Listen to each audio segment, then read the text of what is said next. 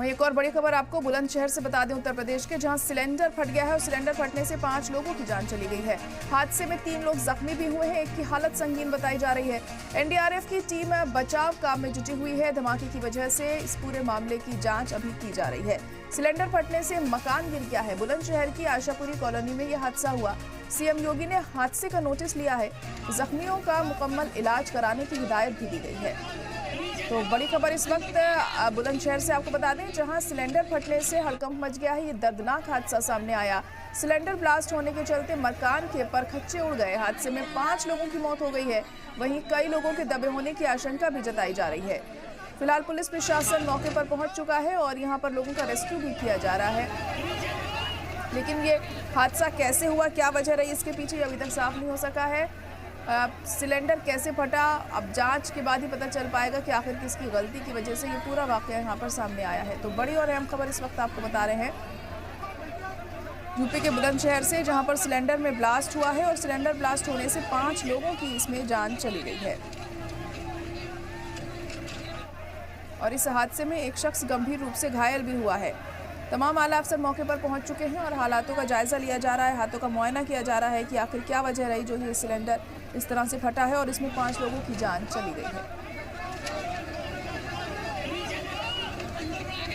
तो वहीं कई लोग ऐसे हो सकते हैं जो मलबे में दबे हो सकते हैं, क्योंकि सिलेंडर फटने की वजह से जो मकान है वो पूरी तरह से धाराशायी हो गया है और इस मकान के मलबे में कई लोग दबे हो सकते हैं, ऐसा माना जा रहा है और उन्हें बाहर निकालने की जो कवायद है वो की जा रही है। रेस्क्यू ऑपरेशन यहाँ पर जारी है ताकि अगर कोई मलबे के अंदर दबा हुआ है तो उसे बचाया जा सके। ये मामला सिकंदराबाद थाना क्षेत्र के गुलावटी रोड का है, आशापुरी कॉलोनी का है। धमाका होते ही पूरे घर में अफरा तफरी मच गई और घर भरभराकर गिर गया। इसमें मौजूद लोग मलबे में दब गए। आसपास के जो लोग थे उन्होंने पुलिस की मदद से रेस्क्यू ऑपरेशन चलाया और अभी मौके पर जेसीबी भी मौजूद है और कोशिश की जा रही है कि मलबे में अगर कोई शख्स फंसा हुआ है तो उसे जल्द से जल्द बाहर निकाला जा सके। तो मलबा हटाने का काम भी जारी है यहाँ पर।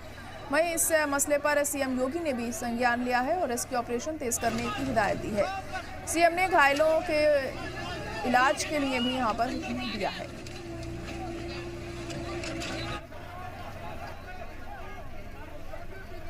क्या मामला है? लगभग आज ये आशापुरी कॉलोनी है जिसमें रियाजुद्दीन जी के घर में लगभग 18-19 लोग रहते हैं। इस घर में तो लगभग 8:30 से 9 बजे के बीच में बताया जाता है कि सिलेंडर का ब्लास्ट हुआ है।